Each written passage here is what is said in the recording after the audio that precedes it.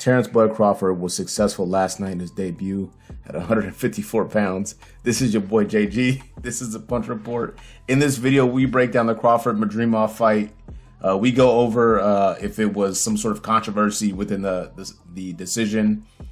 Is Bud Crawford ready for a Canelo Alvarez? Let's just get into the content. So, the good, the bad, the ugly for last night. The good for Crawford, moved up in weight, fought a tough champion with a deep amateur background, got the job done, and I think he got the job done convincingly.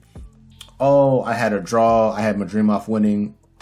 Watching the fight this morning, looking at the numbers posted from Punch Stats, for me, it's a close fight that Crawford clearly won.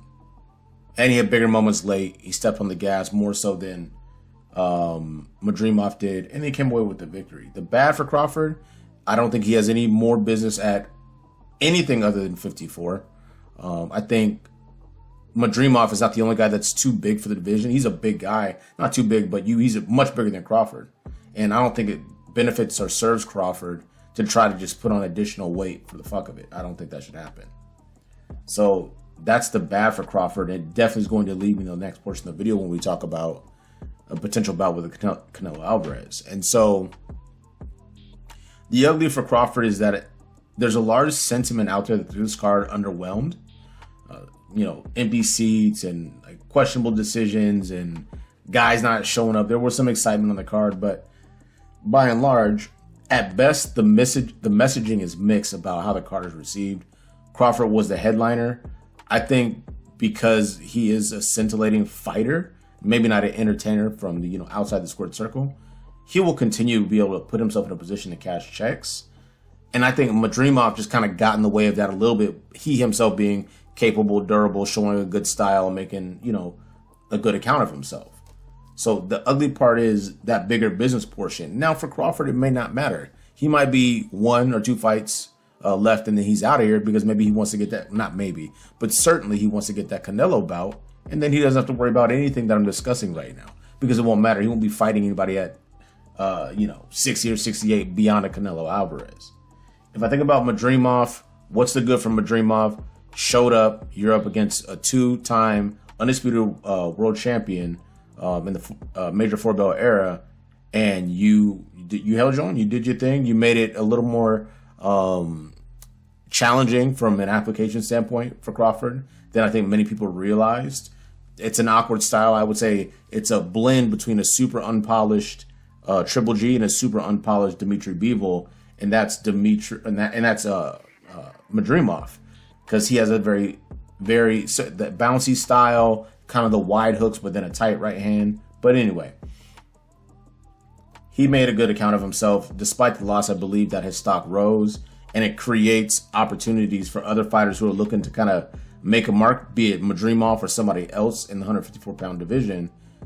That fight becomes more meaningful because of the work that he did against Terrence Bud Crawford. So for the bad from Madrimov, it's hard to say what's bad other than you lost your belt. 54 is pretty competitive. You're big for the division. And so what's next for you? Like I mentioned, you will have options because you were previously undefeated, amateur background, but Crawford's a beast. He's undefeated. No shame in losing in him, right? So you don't have a belt and you got a loss on your record. And, it's whatever. The ugly from Madrimov, I don't believe exists. All upside for him in this bout. The ugly only exists on the side of Terrence Bud Crawford. Now, I want to get into a key takeaway or observation that I made when watching this bout back over. Bud Crawford, we know there's so much video evidence out there that he's very, very physically strong and functionally strong. So not just pumping iron, pushing weight or whatever, but he can apply it in a functional manner wrestling. As many of us know, Bud Crawford will roll you up like a blunt. So one of the things that I observed during the course of the bout against Madrimov, Crawford was a smaller man, taller but smaller overall by frame and muscle mass, and likely pseudo-significantly in weight. Coming up in a division he had not been in, that being Bud Crawford. When they got into the exchanges where Madrimov would initiate the clinch, you typically see Bud Crawford manipulate his opponents pretty well, either to get something on the inside slick or just get him off of him so he can get something from the mid-range or in close. Bud Crawford didn't have the same physical advantage that he typically has over the opposition when they're in close and clinch positions. which is totally fine and normal, except for as we segue into this portion of the conversation where we talk about the possibility of a Canelo Alvarez taking on a Bud Crawford at 168 pounds. You're already starting to see the physical limitations and capabilities of the higher weight classes manifest in a change in overall performance or deployment of offense. We're already seeing that. This is at 154 pounds. His first fight against a bigger guy in Madrimov. You have 154, 160. We're not talking about nobody at 160 and 168 pounds. 154, 160, 168. That's the little transitional period. Now, you can make the argument like, oh, well, why won't they do a catchweight? Why would Canelo Alvarez do a catchweight with Bud Crawford? Canelo Alvarez doesn't need this bout at all. But you know what else? Neither does Bud Crawford. People will continue to criticize his resume. That's totally fine. I get that. Undisputed in 2 weight divisions. Undefeated now. 4-division world champion. He's a bona fide Hall of Famer. Put him in there next year. I understand for Bud Crawford, he's trying to get that crazy ass bag for the Canelo fight. That's what's up. But he don't need the fight for his legacy. And based on my observations last night, especially with Madrimov's success with the lead right hand, no front side setup, I don't think that's... I would never be the man to doubt a Bud Crawford, but reality starts to set in when the physical parameters start to change. And the physical parameters are starting to change for Bud Crawford. The Madrimov fight showed that. Stopped every welterweight, even big-ass Errol Spence, and only got Madrimov in a little bit of trouble and went to decision. Now we're going to bypass 160 to 168 against a granite chin. Canelo Alvarez, never been dropped. Maybe buzzed once. Getting his head rocked by Danny Jacobs. 36 rounds with Triple G, who's a puncher for real. And Bud Crawford is going to go up and cook Canelo. The fight's not necessary. It doesn't serve anyone. Doesn't serve Crawford. It does not serve Canelo. Canelo's established. So was Crawford. Canelo just make more money, more marketable. Got a country behind him, so it's different. If you ask me purely from a boxing perspective, yeah, I think that Bud Crawford, you know what it'll look like? It'll look like when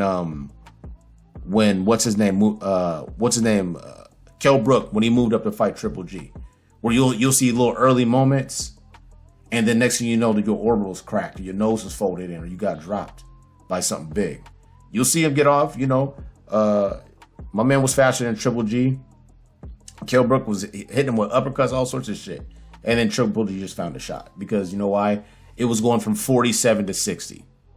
So the equivalent will be 54 to 68. It's a 2-division jump. That's not how that's supposed to work. You have to go 47. I'm skip 54 to go to 60. And then get my head caved in by Triple G if you Kell Brook. So from a boxing perspective, I think Bud Crawford is so tough and he's so durable, but we've seen him be hurt and stunned in lower divisions. And Canelo, we have to assume that he's still mostly himself. From a legacy perspective, neither one of these guys need to fight Canelo, Bud Crawford, whatever the case may be. I think that I'm super interested into seeing what Bud Crawford does next. Most of the fights he would look to make are guys that I think are managed by Al Heyman or in the PBC, so it creates some challenges there. But with Sheik backing him, if he continues to back him and the money is right, I think they can get some stuff done. I don't want to see Canelo. My hope is that Canelo goes on, fights Berlanga, and then makes a better decision about David Benavidez or whatever. But for the most part, yeah, I think I'm okay off Bud Crawford and Canelo. But you guys let me know what you guys think. This is your boy JG. This has been the Punch Report. Like, subscribe, hit that bell icon to be notified. If you made it this far, you definitely will.